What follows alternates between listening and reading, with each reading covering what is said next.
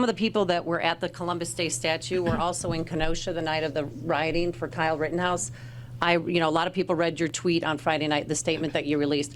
Do you really think that his acquittal on all charges is a warning shot that vigilante justice is now allowed? And did you watch the videos that were presented in the courtroom?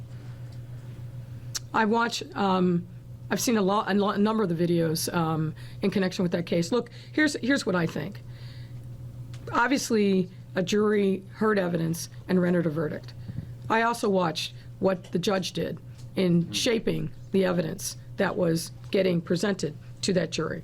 I'm an old trial lawyer, right, and I know when I see a judge putting their thumb on the scale for a particular result. I was not at all surprised. What in particular did he do? Well, the excluding of evidence, not allowing the deceased to be called victims, not letting certain charges go to the jury. When a jury, in my experience, tries to do the best they can, and particularly in a trial like this, every single one of those jurors knew this is a very big deal.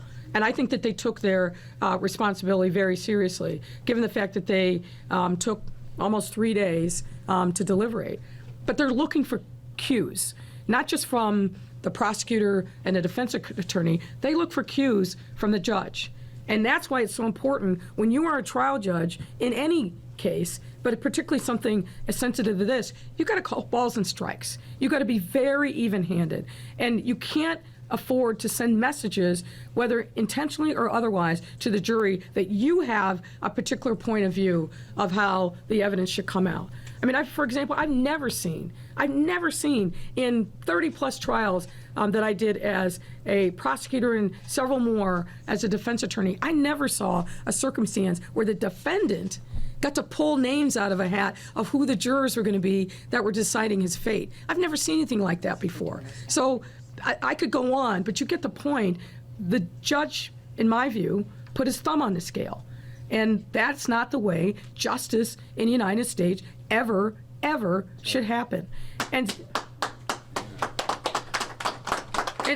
what I worry about, and you've watched the media that's happened since Friday, these right-wing, frankly, unhinged members of Congress offering an internship to Kyle Rittenhouse. I mean, what is that?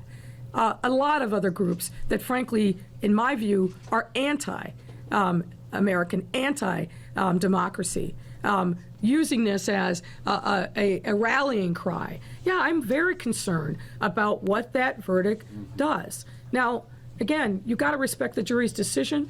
They were called upon to call balls and strikes. I think if I'd seen that evidence, I may have come out with a different result. But let's just back up from this. Why on earth did that child, and that's what he was, child, have an AR-15 or whatever his rifle was, leave his home in Antioch and think that he had the right to go up to another state to supposedly protect the city? That makes no sense to me. And if it's a free-for-all, and everybody can simply take matters into their own hands, we're going to devolve into chaos. And that's what I'm concerned about. He had no business being there, none. And neither did anybody else other than bona fide law enforcement or property owners in Kenosha. He had no business being there.